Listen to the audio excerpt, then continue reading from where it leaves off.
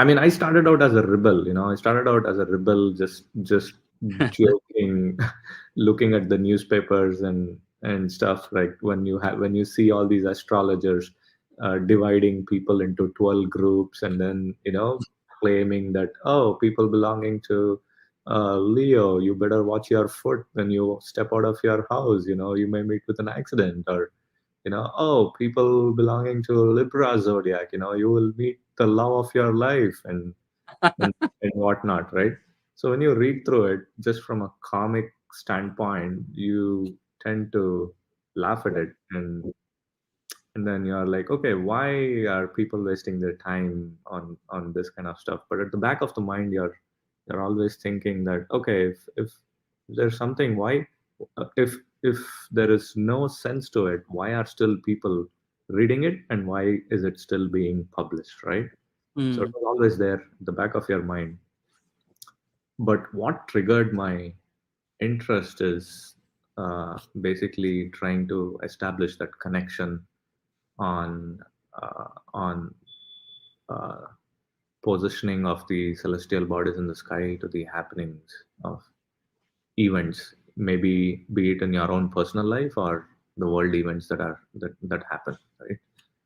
And it's been documented pretty over the years. It's been documented uh, that certain major catastrophic events in the earth happens when the celestial bodies are at a particular position in the sky relative to earth. Mm.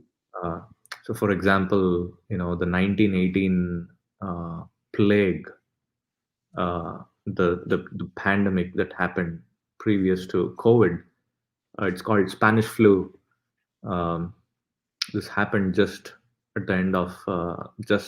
the end of World War I, which is pretty much the flu shots that we all are taking now every year is actually the result of Spanish flu. It started off as a pandemic, and then it became an epidemic, and then they said, okay, just like your COVID shots, the flu shots became like an annual event. So that happened in 1918, and the combinations that existed back then were very similar to the ones that existed in 2020, resulting in COVID. Not only pandemics, you can correlate great wars that has happened in history. That gives you an idea of you know civilization takeovers or civilization changes in different countries.